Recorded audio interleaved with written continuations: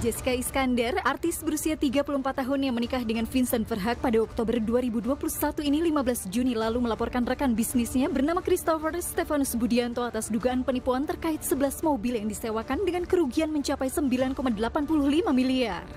Perempuan yang awalnya ditawari endorse mobil selama seminggu ketika pindah ke Bali pada 2020 ini mulai diajak bisnis sewa mobil sejak 2021, namun BPKB dan STNK-nya diminta dengan alasan untuk ganti plat nomor.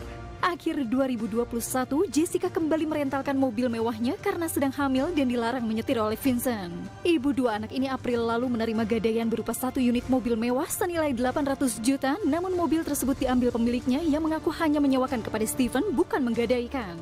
Jessica mulai menyadari dirinya ditipu setelah Steven mengirimkan bukti transfer senilai 300 juta untuk pembelian 30.000 uang dolarnya, namun ketika dicek ke bank, bukti transfernya palsu.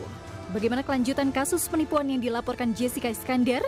Saksikan kisah selengkapnya hanya di Rumpi No Secret.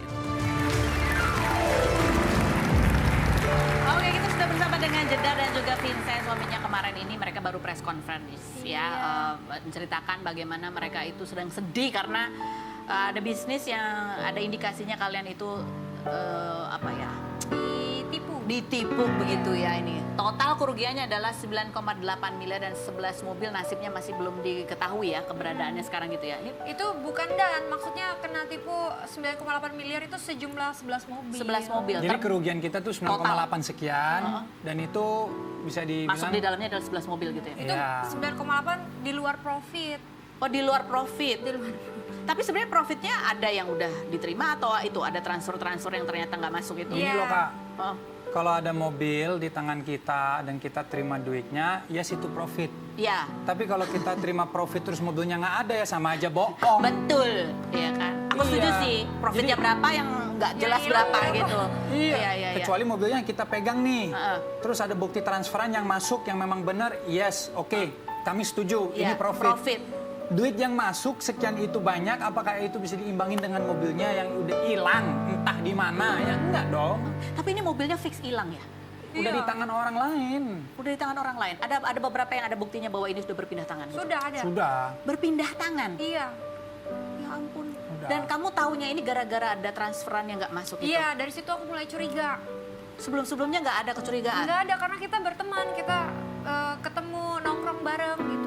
Terakhir kamu ketemu sama yang bersangkutan itu kapan? Waktu di Bali sebelum aku datang ke Jakarta, sebelum aku melahirkan. Melahirkan. Iya. Sebelum acara ini yang di Lombok tuh, Mandalika. Mandalika.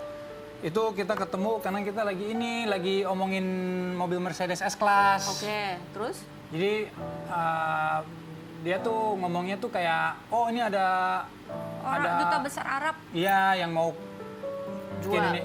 Nggak mau ke pakai Indonesia. sewa mobil. Karena kan ada saat itu kan ada G20. Iya. Selain itu kan Mandalika. Jadi bilang enggak, orang ini maunya dubes ini maunya tuh Mercedes Tipe S-Class itu. yang ini.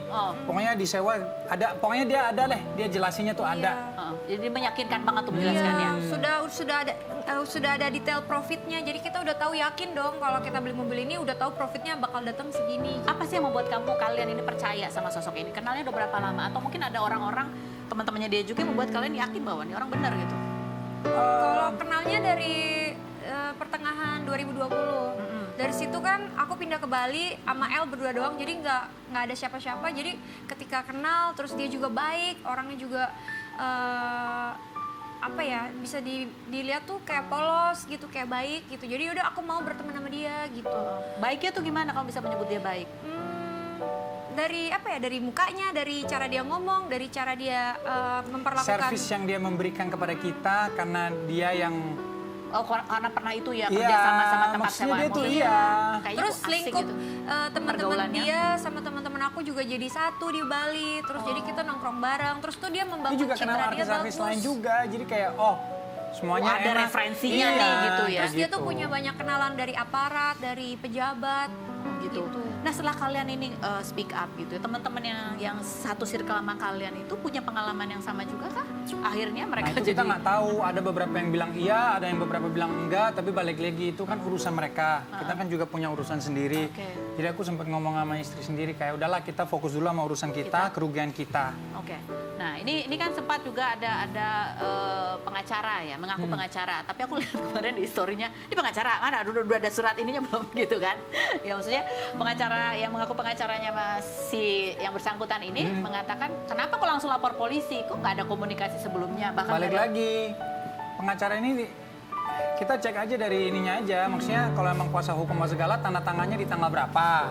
Oke. Habis itu di saatnya si SB ini mengklarifikasikan bahwa dia memang ngelakuin hal yang buruk ini, yang nipu kita apa segala sampai nangis-nangis minta maaf, itu di tanggal berapa, jedanya itu jauh. Jadi kalau mau dibilang kenapa nggak somasi, dia pun aja juga nggak berada saat-saat dianya lagi jatuh, maksudnya lagi salah. Jadi sebenarnya sudah ada pengakuan nih dari pihak. Justru itu, balik lagi kenapa nggak somasi ya? Kalau orangnya sendiri mengaku ya ngapain somasi lagi? Satu, kedua orangnya juga mengaku dia di Singapura. Mau kirim somasi apa segala ketemunya juga nggak bisa. Itu orang ada di Singapura. Iya, Berarti pada saat dia ketemu nangis-nangis apa segala, dia janji apa gitu nggak sih? Janji-janjinya sampai saat ini maunya ya contohnya udah punya kuasa hukum apa segala. Mau mau mediasi mau apa segala. Mana? Nggak ada. Nggak ada kabar, nggak ada apa. Nggak ada panggilan untuk bertemu musyawarah penyelesaian apa nggak ada? Mana? Nggak ada.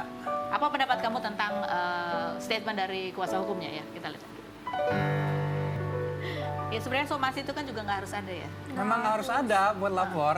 Buat lapor nggak harus ada ya. Nggak usah. Yang penting sudah ada Kalau kita punya bukti-bukti. bukti-bukti, Bukti, karena balik lagi, hukum itu bukan ditentukan dengan omongan, tapi dengan bukti.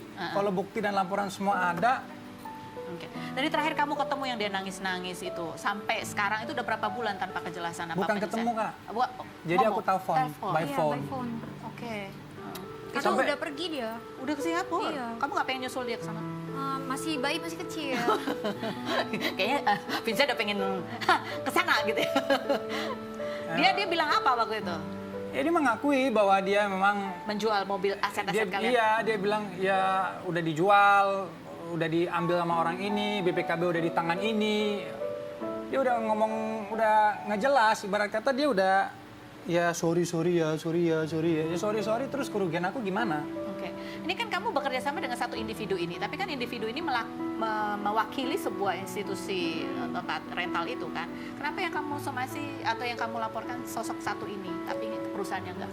Karena kan berhubungan sama sosok ini. Transaksi kan Kontraknya semua ke juga- dia, kontrak dia Iya. yang tanda tangan. Oh, dia yang tanda tangan. Oke. Dan jelas siapanya gitu orang. Dia yang ambil barang, dia yang bawa kontrak, dia yang datang ke rumah untuk bikin kontrak dan tanda tangan kontrak, ya berarti berurusannya sama dia. Sama dia. Tapi dari perusahaannya sendiri ada respon kah pada kalian?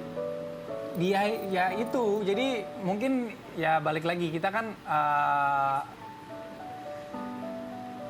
kita udah serahkan ke Kuasa hukum. kuasa hukum dan aparat kepolisian untuk selidiki itu. Oke, ini Biar jadi lebih jadi jelas. kalian aja melaporkan sebagai pembuka jalan. Nanti biarlah itu proses hukum yang akan Iya. merinci begitu ya. Baiklah. Kita masih akan kembali lagi. Apa yang bisa kita pelajari nih dari apa yang dialami oleh mereka berdua gitu ya. Apa yang perlu kita perhatikan nih kalau mau berbisnis supaya nggak ada lagi korban-korban Iya. selanjutnya. Tetap di Rumpi.